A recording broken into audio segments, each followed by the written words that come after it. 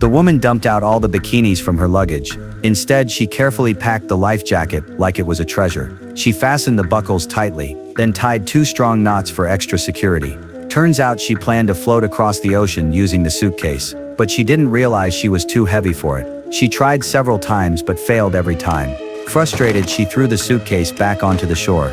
With the sky getting darker again, she had no choice but to crawl into a tree hollow to hide from the creature. Nightfall came quickly. She heard the monster's noises getting closer. Terrified, she hugged her head and stayed completely silent. Suddenly, the tree hollow started shaking violently. The monster's footsteps circled around the area. She barely made it through until morning. Only then did she crawl out of the ragged tree hollow. She started catching small fish, then mashed them into paste and threw it into the sea. Soon she managed to catch a live one, but she didn't eat it. Instead, she hung it up on a tree, then hid nearby to wait. But after just a brief doze, the fish on the tree had vanished. She knew the same monster from last night had returned, so she immediately started crafting weapons. Then a floating object in the distance caught her eye. It turned out to be a dead body. She used all her strength to hang the corpse up on the tree. This time she watched the bait without blinking. Finally, she saw the monster show up and drag the body away. Just then, a plane roared overhead. She was just about to call for help, but saw the monster pacing around in front of her. She had to give up the chance that was right in front of her. When morning came, she tied her belt tightly around the tree, then made a makeshift hammock using rags. She spent the night resting in it. She thought this would keep her safe from the monster. But the creature came back again. She held her breath in fear. Suddenly, a loud thud hit the tree trunk. Her hammock started sinking lower and lower, until it finally gave out completely. She quickly got up and ran as fast as she could. The creature dove into the water behind her, and swam ahead of her at lightning speed. It lunged out and tackled her in one swift motion.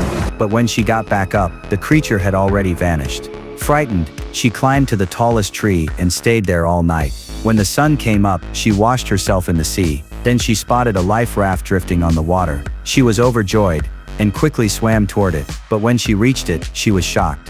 Inside were her lost boyfriend and best friend from the shipwreck. She hurried them back to the camp. After a full meal together, she warned them the island wasn't safe, that a man-eating monster came out at night, and insisted they leave the island as soon as possible. But the two thought it was just her paranoia. They kept trying to calm her down, so she reluctantly gave in for now. She borrowed the man's knife to go fishing, but when she opened it, she saw blood on the blade. Watching the two acting close in the distance, she started to sense something was wrong. She felt her boyfriend no longer trusted her, so she planned to leave on her own. She packed a box full of food and water, and quietly circled to the other side of the woods. While the other two weren't paying attention, she slowly pushed the raft toward the sea. She moved very cautiously.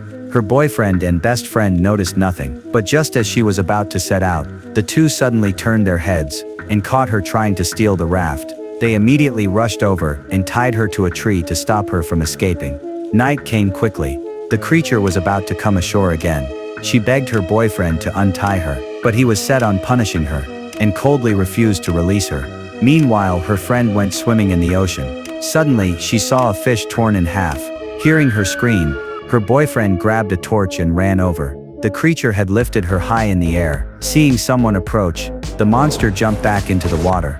The man tried to pull her back, but the monster dragged her under in an instant. At that moment, the woman broke free. She ran to the shore and pulled her boyfriend out of the water. The next morning, the man was still hiding in the tree, afraid to come down. After hearing the creature only comes out at night, he immediately agreed to leave with her. But as soon as she got on the raft, she saw it was covered in blood. A dark shadow suddenly flashed beneath the water. The bottom of the raft was torn open by a sharp claw. A fish-headed monster emerged into the raft. In the chaos, the woman was pulled into the sea. The creature dragged her deeper and deeper underwater. Luckily, she managed to break free. Her boyfriend came down to save her, drawing the monster's attention. It turned and grabbed the man instead. She could only watch as he was pulled into the whirlpool. Back on shore, she decided to stop running. She even left a message behind, to warn anyone who might end up on the island in the future. Then she started making weapons, and piled up firewood. That night, the monster came ashore again. This time, it was trapped by her fire. She seized the moment and attacked. She kept changing positions. The area was filled with her prepared weapons. She fought and dodged at the same time. But one mistake got her caught. In the nick of time, She pulled out a weapon and broke free. She ran toward the shore, with the monster close behind. Luckily, the creature was already near death, and collapsed from exhaustion. Only when she was sure it was dead, did she finally let down her guard. But by then her fire had spread across the entire forest.